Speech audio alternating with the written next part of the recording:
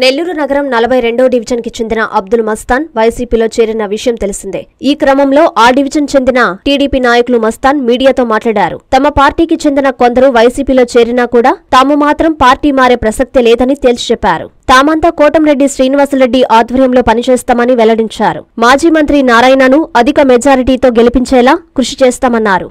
42 division నుంచి అబ్దుల్ మస్తాన్ గారు వైసీపీలో చేరడం జరిగింది. అందుకోసం మనకు ఎలాంటి ఇబ్బంది లేదు.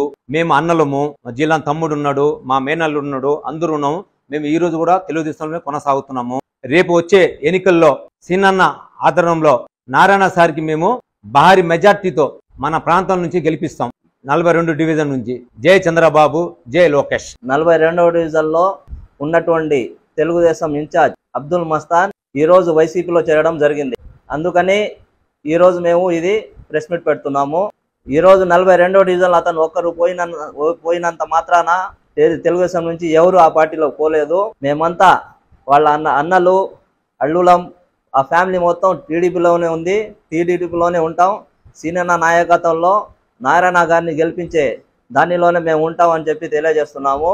నారాయణ గారు ఉన్నప్పుడు ఎలా అభివృద్ధి చెందిందో, ఇప్పుడు 4.5 సంవత్సరాల్లో ఏం జరిగిందో ప్రజలందరూ గమనిస్తున్నారు. అందుకని నారాయణ గారు చేసిన అభివృద్ధుల్లో పార్కులు కానివ్వండి, దర్గాలు కానివ్వండి, రోడ్లు కానివ్వండి, అండర్ గ్రౌండ్ డ్రైనేజ్ కానివ్వండి, ముస్లింస్లకు మైనార్టీ లోన్ల కాని నుంచి, షాదీ మస్జిద్ల కాని నుంచి ఎంత అభివృద్ధి చేశారో నారాయణ గారు అందరూ చూశారు. ఈ అనిల్ కుమార్ యాదవ్ వచ్చిన తర్వాత ఎవరైనా సరే ఒక ప్రాంతం కానీ ఒక డివిజన్ కానీ బాగుపడినట్టు ఎవరైనా చూపించగలరా అని చెప్పి నేను ప్రశ్నిస్తున్నాను.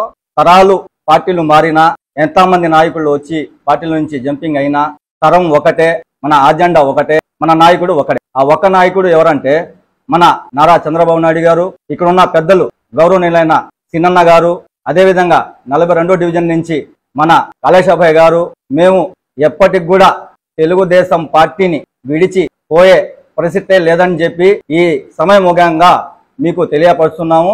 అదేవిధంగా 42వ డివిజన్ లో నారాయణ సారు ఏదైతే ఆశ పెట్టుకున్నారో ఆ ఆశని నిరాశ చెయ్యకుండా ధర్మంగా అతన్ని గెలిపించుకుంటాం.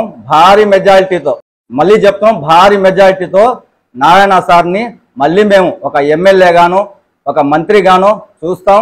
అదేవిధంగా సీనన్న అనుచరులుగానే కొనసాగుతాం. మనకు ఏదైతే అభివృద్ధి అని చూపించారో నారాయణ సారు, పార్కులు కానివ్వండి, అదే కానివ్వండి, ఇల్లులు కానివ్వండి, రోడ్లు కానివ్వండి, ఒకప్పట్లో మన నెల్లూరు అంటే ఏ విధంగా ఉండింది, నారాయణ సారు మంత్రి అయిన తర్వాత ఏ విధంగా సుందరంగా మారిందో అది ఒక్క నారాయణ గారికే సాధ్యం అని చెప్పి ఈ వీడియో ముఖంగా ప్రజలందరూ ఒక్కసారి గమనించమని చెప్పి మేము మళ్ళీ మా తరపున నుంచి అందరి రిక్వెస్ట్ చేసుకుంటున్నాము. ఎంతో మంది పార్టీలు వచ్చారు.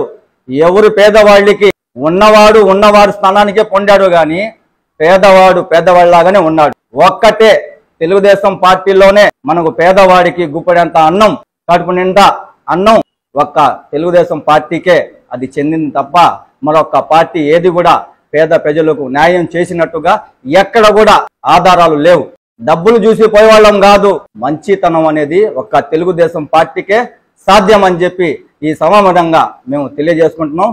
జై చంద్రబాబు, జై చంద్రబాబు.